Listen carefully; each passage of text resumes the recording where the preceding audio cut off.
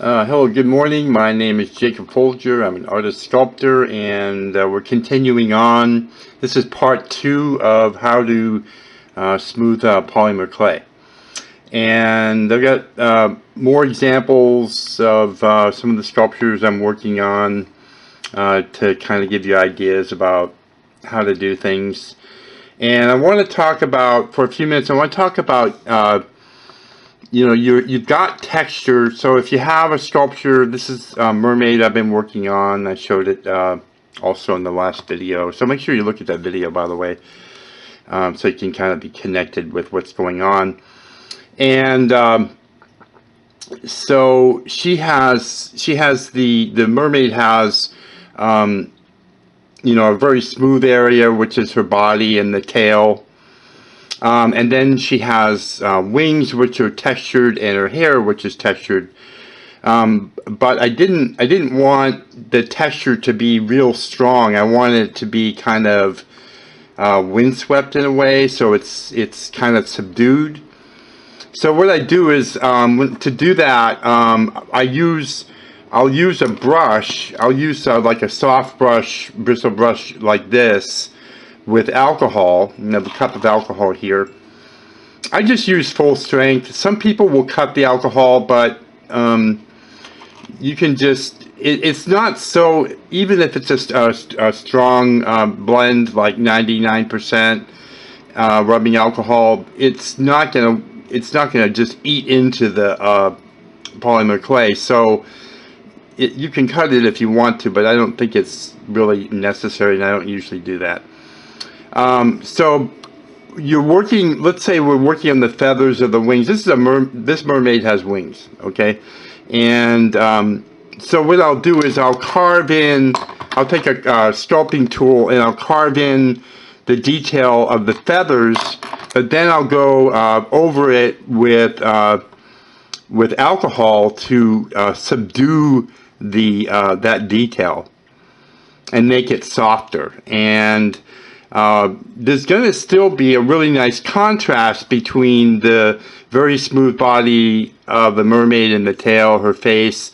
There's going to be a good contrast between that and the texture of her hair and the wings, but it's going to be more softer and more subdued, and the end result is going to be, to me, a prettier piece when it's finished. And this piece I will be molding. I will be making a mold of it and reproducing it, and it will also be in my shop probably within the next 2 weeks. Another thing that you can do, this is another dog. I showed a dog that I did with a video, but I like just sculpting dogs sometimes. They're just fun to sculpt, and this is a little bit of a caricature, but I wanted to show you real quick. If you have somehow your sculpture got dinged up and some kind of divot or something like that got into the clay, sometimes it's kind of hard to smooth down to the bottom of the divot or smooth over it. So what you can do is you can take a small bit of polymer clay and you can cover it like that, and then blend around it, kind of healing the patch like that. And it can be sometimes a lot faster and more efficient doing that. I would recommend it in areas where the detail is not a big factor, like the eyes or the nose, or something that has, where the detail is really, really important. And then I want to talk about also, I want to mention, some people will wear latex gloves, and I don't recommend the use of latex gloves. And the reason why is it puts basically a wall between the touch of your hands and your fingers to your work. And I don't think it's such a good idea. I mean, a lot of people will do it. But that touch is really important. The the fingers are maybe not for you right now if you're just starting out, but later on will become extremely important tools when sculpting and finishing your work. Having gloves on will diminish that. So I just wanted to say that if you can, get yourself to work without gloves, I think you'll be better off, and your work will be as well. Now I want to talk about fine detail, like the face, for example. You've got to be really careful about doing smoothing around this particular area. Now, if you look at this face, it's about the size of my thumbnail, so it's really tiny, and so doing finishing work or smoothing in that particular area is something that you have to be careful about. So dipping your brush in the alcohol, dabbing it on a cloth to take off most of the excess is important, because the alcohol will soften the clay.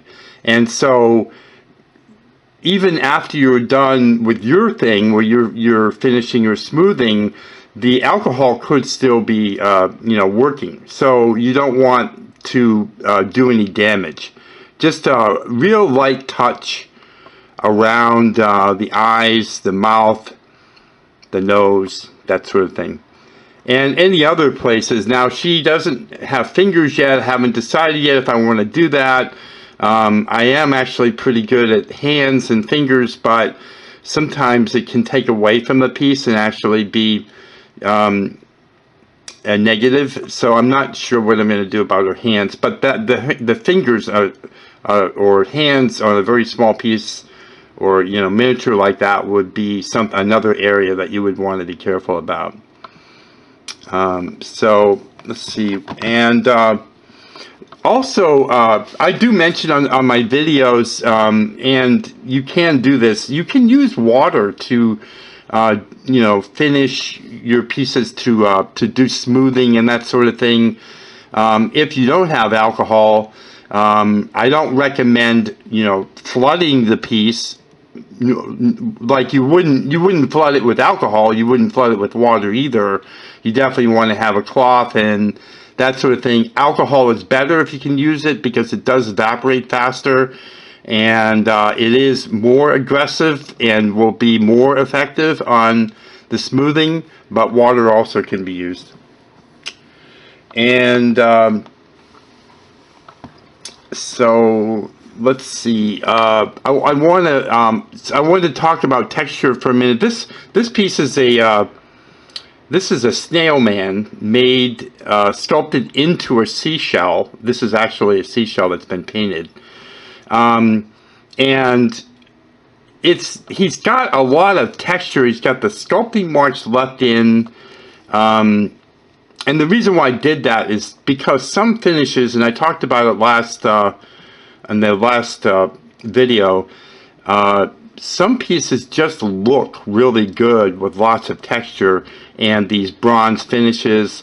I have videos on how to do these finishes, and I'll put that in the description area of the video description, so you can find some of the links to these things and take a look at them if you want to try some of these finishes. They're quite beautiful.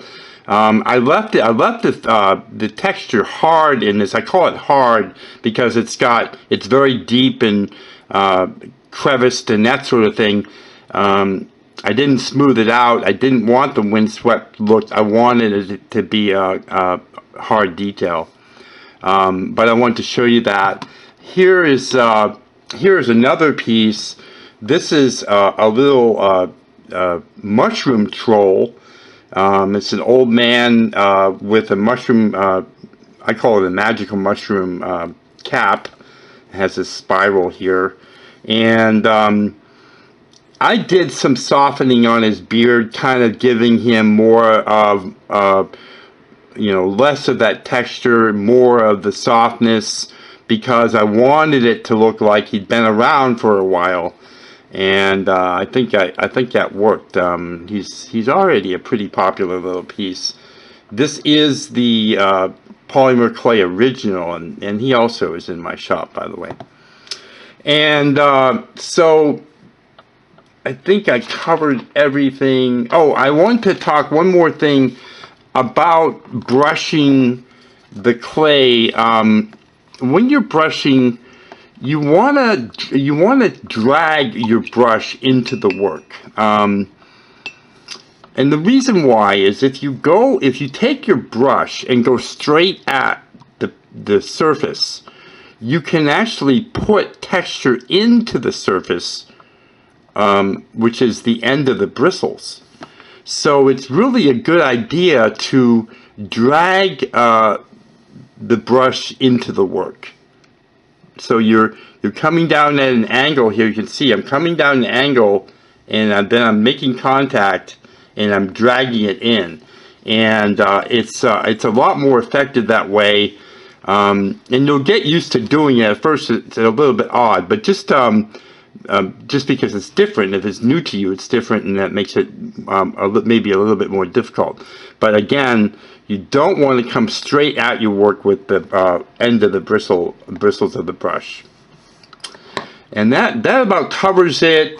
If you like this kind of content, please subscribe to my channel, and rate the video and comment. If you have any questions, put them in the comment section. I'll try to get to you and answer them. And I thank you for watching, and thank you for your support. Have a great day.